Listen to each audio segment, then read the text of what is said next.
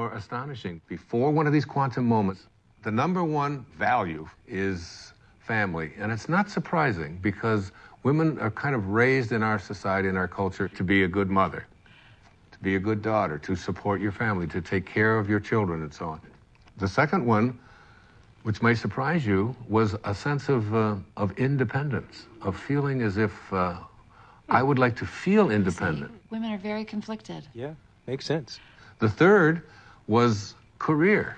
Now, very often, women never even felt that they had a right to go for a career because they were obligated to be taking care of their family. And this is not a put-down of that at all. What we're saying here is that there's something more. The fourth quality for women was fitting in, having to be like everybody else and so on. Yeah. And then finally, attractiveness. And this became not just like it's nice to look nice, but my whole values are, and how do I look? And where do we get this? You know what? That is so scary when you break it down like that, because where is it that we learn as women we're supposed to be pleasing everybody else all the time? Well, go on the newsstand. Yeah. You know, all you see are magazines with pictures of girls with waists this big and, you know, with implants. Lots of emphasis on makeup, having the right labels, carrying the right bags and so on. So these became the top qualities or characteristics or values for women before one of these shifts. Well, I hope the after list is better. Their values shift dramatically. The number one value for women after having this experience is right here, is my own personal growth.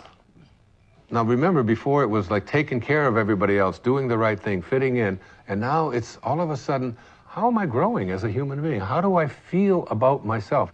The second is a sense of self-esteem. Am I worth anything? How do I feel about myself? Am I a valuable human being?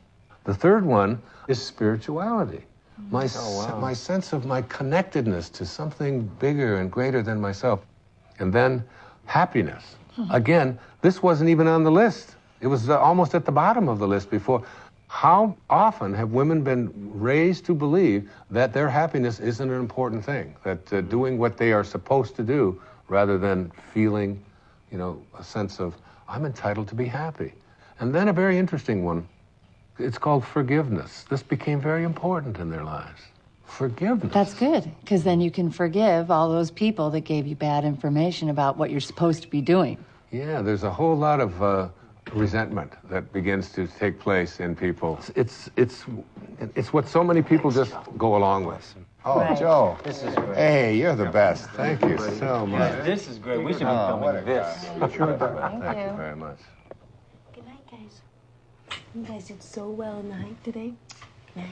Can I have a glass of water? Of course you can.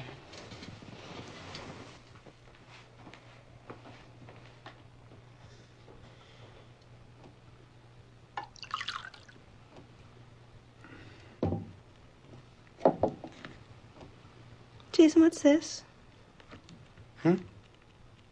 This paper and pencil wasn't here before. I don't know. No idea.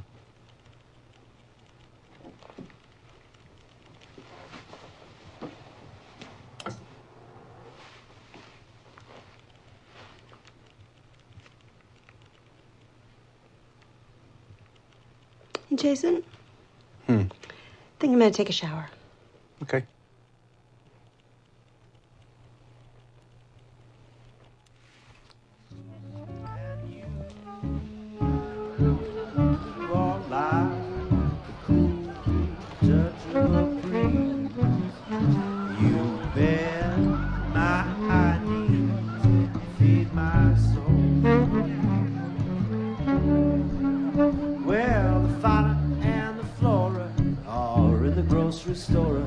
Someone's getting rascally and spry. Fauna says to Flora, I really do adore ya.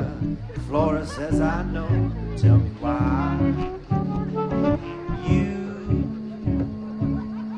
are like one hot spot in the sun after a long winter storm.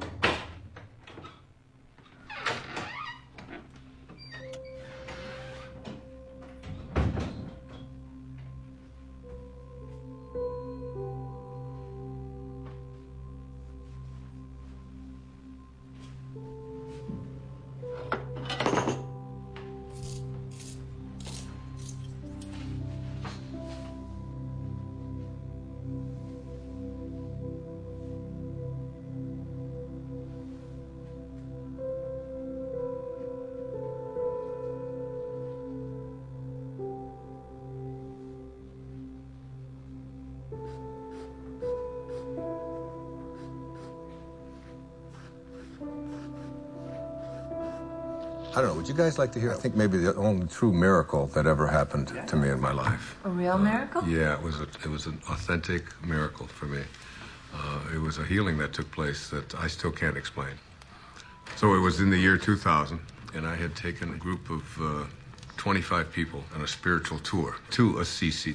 I've made several visits there. In fact, I wrote an entire book called There's a Spiritual Solution to Every Problem, based upon the prayer of St. Francis. And I lectured for a couple of hours about it, and we all had visited the places where St. Francis had lived and performed so many of his miracles. The next day, we were going to take a tour to a place called San Damiano, where St. Clare, who was the first female to ever become a part of the Franciscans, lived. And on the third floor of there was the bedroom, exactly as it was in the 13th century. There was a young man on that trip. He was 21 years old. His name was John. He was from Pennsylvania.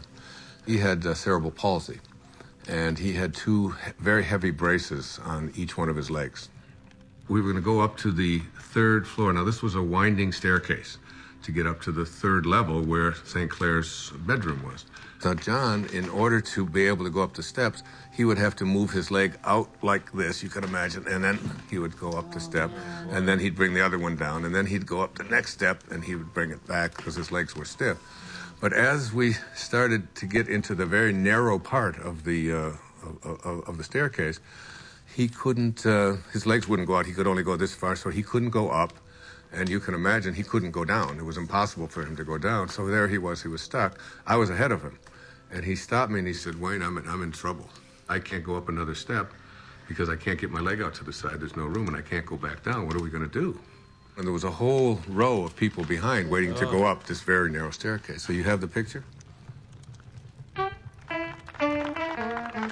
Old people don't whisper, 'cause old people can't hear. We'll just talk louder and louder, year after year. Stop looking at me funny, get over here, and I'll whisper. You have grape juice for your wine? Oh, no. No. Yes. Old wills grow stronger. Old backs grow stiff. Old feet grow wider and longer. Old dreamers drift. I'm drifting over your way.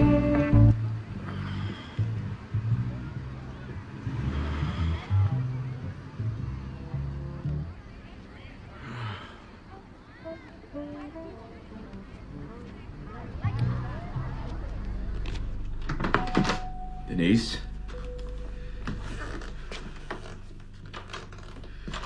Denise?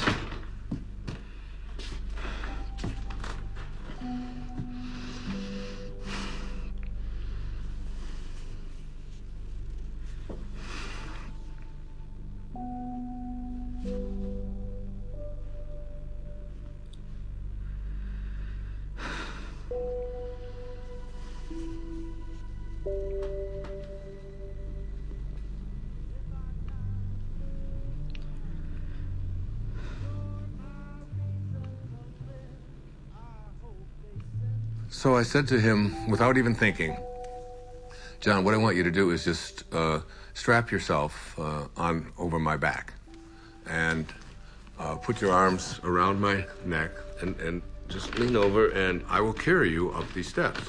Now, what I haven't told you is that before we went on this trip, I had done some major damage to this right knee of mine, to a point where I had it examined by several orthopedic physicians, and I was told that there would come a time soon when I would have to have this knee replaced because it was down to bone on bone.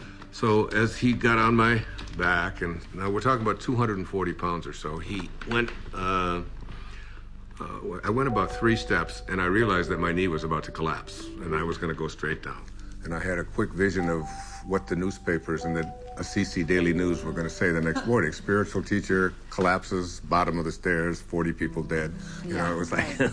And so as my knee started to go down, at that moment, I saw a vision of St. Francis.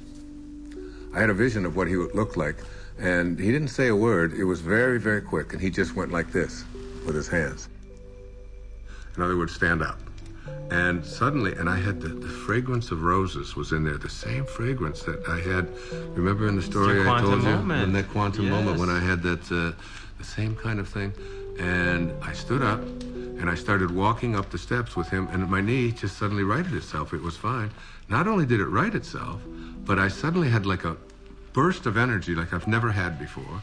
And I started walking faster with him on my back. Then I started running.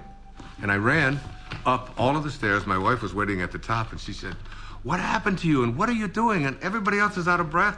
And I said, I had a miracle. I just don't know what happened. And I realized that my knee didn't hurt anymore at all, and I wasn't limping, and I had no pain in it at all. By the way, I've never had any surgery, anything ever done to this knee.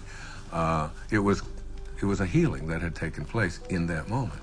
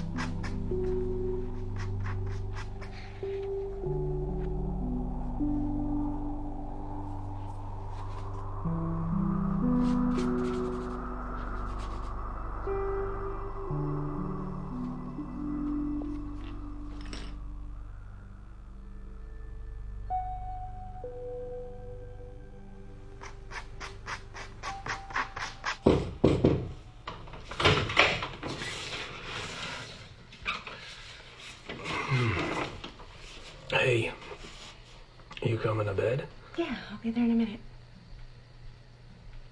What you been doing? Oh, I thought you were gonna take a shower. I did. And your clothes? I was going to, and then I got distracted.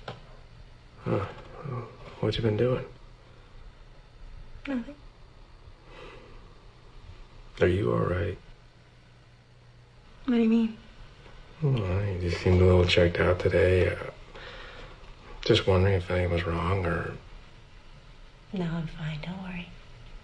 I'm a little worried. No. Can I look? Jason, no. Quinn, I just want to look at him. Jason. I love what you do. I just wanted to look. Can you please go? Quinn, I just want to Just go. see...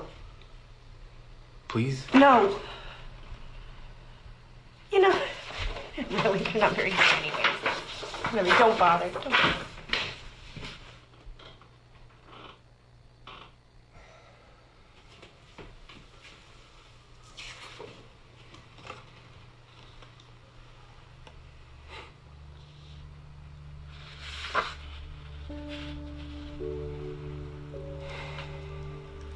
Later on, I started to talk about this miracle, but the thing that I did was, when people would ask me, why do you think it happened to you? I would always say, well, why not? I mean, I'm Wayne Dyer, after all. And I've written an entire book about him, and he's... I deserve a miracle. Yeah, and it was like, and I really believed that it was like a special sort of thing that came to me. That's what happens, when you get your ego involved in it. And what happened in that moment is that I totally forgot my ego. It wasn't that I'm so grand and so spiritual or that I'm so special. My instantaneous reaction to what John needed was to just reach out to him, and